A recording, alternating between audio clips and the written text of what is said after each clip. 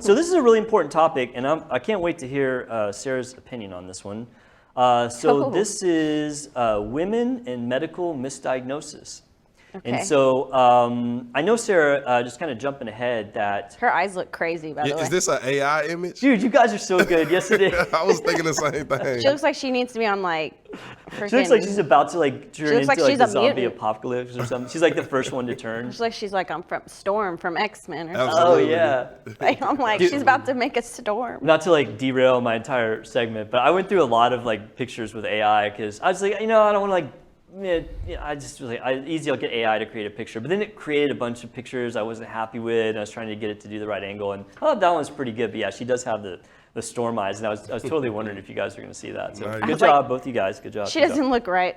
Yeah, right. Well, she just got a robot made she her. got a wrong diagnosis. So Oh. okay, back on track. So medical misdiagnosis occurs when someone gets either an incorrect diagnosis, a delayed diagnosis, or just a failure to make a diagnosis at all. And I remember you and I in the past have talked about that you had an incorrect diagnosis. Yeah. And so I want to circle back to that if you're willing to talk about it. No, cool. that's. So needs the to be first kind of talked about. question is, well, Travis, have you ever had that happen to you? Have you ever gone to the doctor and they missed a diagnosis? I'm sure I have, but no, nothing really major. Nothing major? Yeah, nothing major.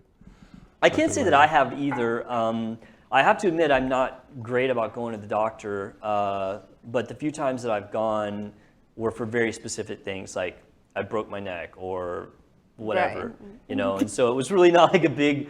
I was like, I hope you went to the doctor. I was in a hockey collision and I can hear my bones cracking when my neck turns. Can you take a look at it? So anyway, they got that one right, but I haven't had it happen to me. I have had it happen to my family though. Yeah. And so anyway, so how often does this happen? Well, if you look at the research on it, if you go look at all ER visits, it's around 6% that people that get a misdiagnosis, which that's not insignificant. Yeah. If it's an office visit, it's less. It's around 1% to 2%. So, the overwhelming majority doctors are getting it correct, but when you extrapolate that small percentage into the number of visits that occur in the United States every year, you're talking about 10 or 20 million wrong diagnoses that happen every year. And that's to both men and women. And so what is the outcome of that? Well, they do estimate that about 100 to 250,000 people die every year because of a wrong diagnosis. It's pretty wild when you think about that. That's a staggering number of people that potentially die because something is either missed or incorrectly diagnosed. And of course, that's just an estimate. It's hard to exactly pinpoint those numbers. They have to extrapolate that from data that's not specific to it. There's estimated to be between 300 and 400,000 people who don't die but receive some sort of harm that requires further medical attention. So when it comes to women, it's kind of understood in medicine that it is a higher risk for women to be misdiagnosed than men. And so I tried to find a good study that gave a reason for that?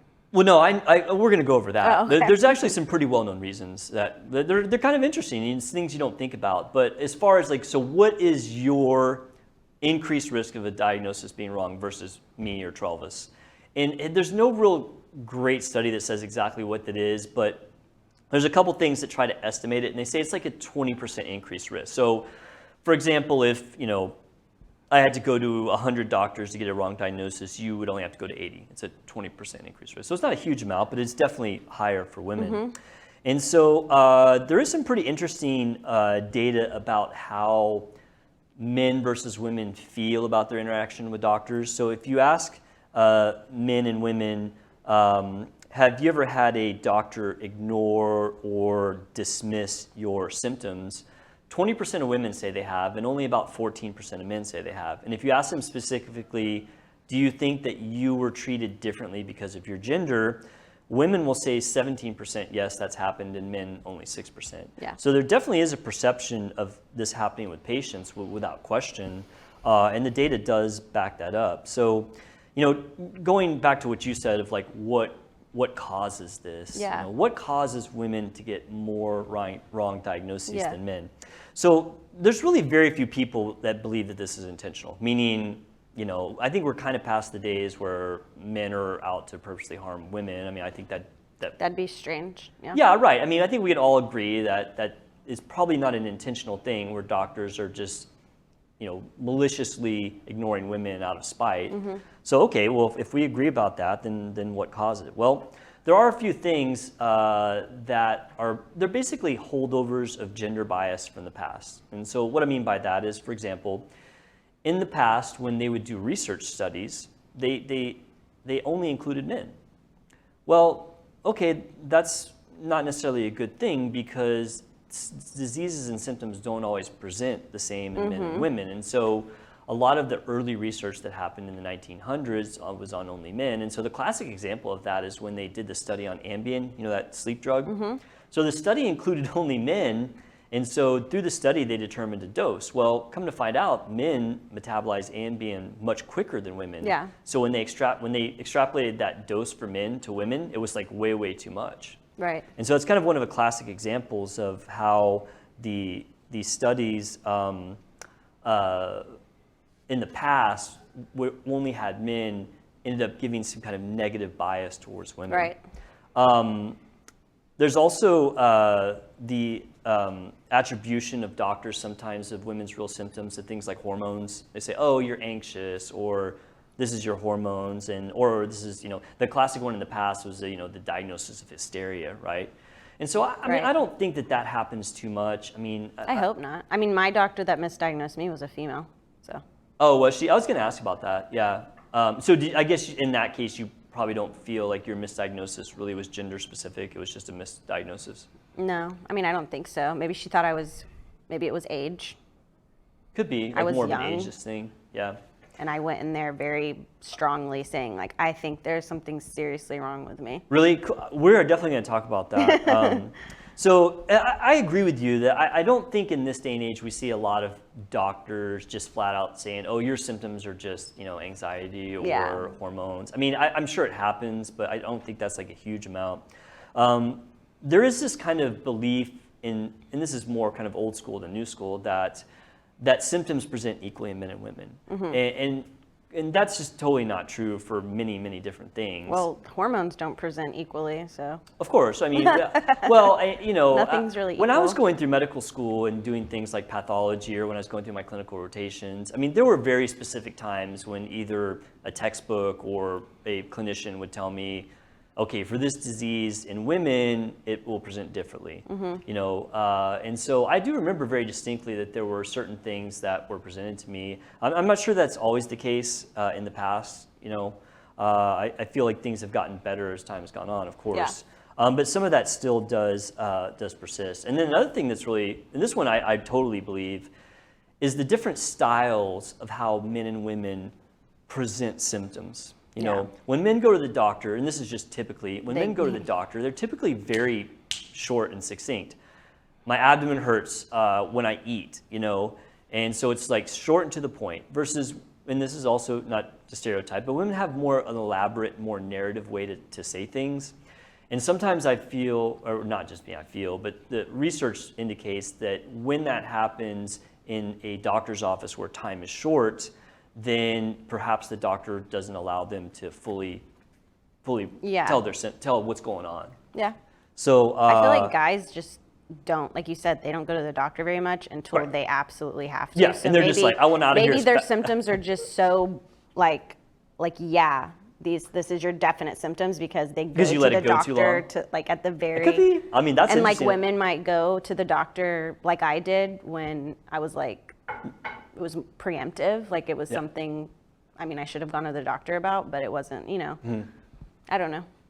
Girls, I feel like girls are more likely to just go early on. Yeah, they're more preventative. They're I better go to the doctor. So it might be something that's harder to diagnose. Yeah. I mean, it's an that's actually a great early point. symptoms. That's a great point that, I didn't think about that when I was doing this, and nor have I seen a lot of information about that, but that's actually a pretty great point. Good job, Sarah. I'm going to give you a gold star for today. Also, the last thing is there's some diseases specific to women that are very difficult to diagnose, and so we'll talk about those. So yeah, just moving on strictly to that. So what diseases are out there where it has been shown that women are more likely to get a misdiagnosis? And the number one would be heart disease. Okay. It's pretty well established, and I remember, hearing about that. I don't treat a ton of heart disease being a surgeon, but I do have knowledge of it. And I do remember learning that things like heart attack do present differently in women versus men. You know, the classic left arm pain, crushing chest tightness, that's more typical with men, whereas women may have more subtle symptoms. And so it's not surprising that there actually was a study that came out that says that women having an MI or heart attack are 50% more likely to be misdiagnosed than men. Oh. And so, you know, I don't think in any form or fashion that's, you know, some sort of malicious thing by the doctors, but I think it does boil down to the fact that women do present symptoms differently than men, and people need to be aware of it. Like doctors need to be aware of it. Yeah. Patients need to be aware of it if they can, which is why we do the show. Stroke's another one. There's a 30% increased risk that women would be misdiagnosed with a stroke, which is something that's very important because with strokes, I mean, to a same degree, heart attacks, but especially with strokes, they always talk about there's a window. When you have a stroke, it needs to be treated within a certain time frame, or the complication and long-term morbidity goes up. So that's another one that's really important to kind of realize that happens, that if a woman's having a stroke, like making a diagnosis is critically important.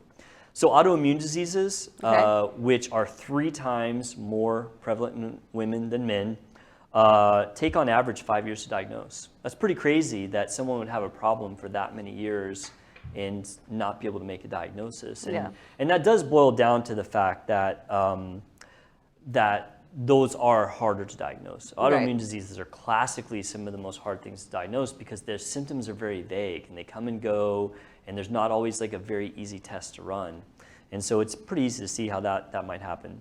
And then lastly, some of the very specific female diseases. Endometriosis, that's classic. You know, women will describe these, you know, cramping, which people, you know, say that, oh, it's your period or whatever, and it's due to endometriosis. And so, you know, that can really get out of hand on people if it's not diagnosed because it tends to get worse and worse. And then things like polycystic ovarian disease are another one. Yeah. So, so when you think about that, as far as, okay, well, there's certain diseases that are more common in women that are hard to diagnose, and then women present differently than men. It starts to become a little clear as to how this is happening, and then also the different styles of men and women when they're talking about their symptoms. Yeah. So, yeah. Lastly, it's okay. Well, how do you prevent this? Like, how do you make that even? You know, obviously, we want to eliminate all misdiagnosis in all patients. Right. That would be the ultimate goal. But I do think that when you see that one gender has a much higher risk of it happening, that you have to ask yourself, why is that, and what can we do to at least even the playing field before we bring it down for everyone?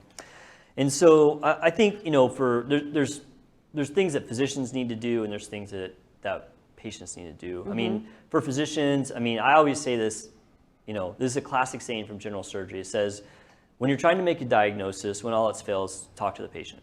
You know, listen to your patients. It's something that really bugged me when I was kind of going through my training, when doctors would come in and out and not really listen to their patients, because they truly are the best resource for figuring out what's going on with them. Right. You know, a lot of times people rely on studies, and I think that that's a mistake. You do have to listen to what your patients are saying. But moving on to patients, you know, okay, for example, when you went in there and you were saying, no, I think there's seriously something wrong with me, that's right. You did the right thing, truly, because, you know, like being confident in that you feel like there's something wrong, and that if you feel that the doctor is not addressing that, when patients are confident and say, no, there's something wrong, I know it, doctors do take note. I mean, I've had patients do that to me where, I mean, I don't diagnose a lot of stuff, but but sometimes plastic surgery related things do pop up, and I've had patients say, look, I really think there's an issue. And when patients say that, I pause for a minute and I think, okay, am I missing something? Right. You know, if I think it's something different, am I missing something? Do I need to dig deeper? And so I think most doctors are like me, where if a patient voices their opinion that something's going on, that they're going to at least pause. Yeah. Doing your research is important. You know, I know a lot of doctors would say that they hate when their patients go to the internet. Yeah, that's what I did. There are downsides to it because there's a lot of bad information out there, but I will say I love it when a patient comes in for a consult and I know they've done the research and they ask questions that are intelligent. I love it because you know, a lot of times patients don't do that, and it's just me talking to them and they're not necessarily asking questions. And so I love that interaction, but to it shows me that the patient is taking an active role in their care. Yeah. And I think it's best when patients do that. I think those patients have better outcomes. And I do firmly believe that if a patient is more involved with their care, then they're less likely to have a misdiagnosis. Sticking to the facts, that is important. I mean, it's sad to say, but in this day and age, doctors don't have as much time with their patients as they used to. And so, you want to try to avoid some big, long narrative story about your symptoms. State your facts. This is what's happening. This is when it's happening. And then Started at this time. That way you at least have a better chance to get your whole story out there before either the doctor has to do something else or, they lose interest, I don't know. But it is important to kind of state. I've always found that when you tell the doctor everything, you don't leave out stuff. Yes. It's almost like a Ding. the doctor's oh, that's why. Well, there's a lot of times you leave out stuff that you don't think would matter. True, because there's a lot of things with medicine where one little clue will kind of key you in to at least maybe have an idea of what's going on. Yeah. So little subtle stuff that anything surrounding symptoms is important. Well, recently I mowed my lawn a month ago, and I'd never done that before. And you've never mowed your lawn? Never in your life? My dad never let You've me. Never once in your life mowed a lawn? No. How was it? It was hard. It was hard. Was this like a push mower or was it a riding mower? Yeah, it was a push mower, and push mower. I have an acre of property that has to be mowed. mowed. You mowed a whole acre of grass? Yes. Did you had to take it? You had to commemorate this? No, I took breaks, but I mowed my lawn for 2 hours one day. Wow. And I got done and my throat immediately started hurting, and I was like, this feels like strep. And so I woke up the next day and my throat was hurting. Was it strep or was it allergy?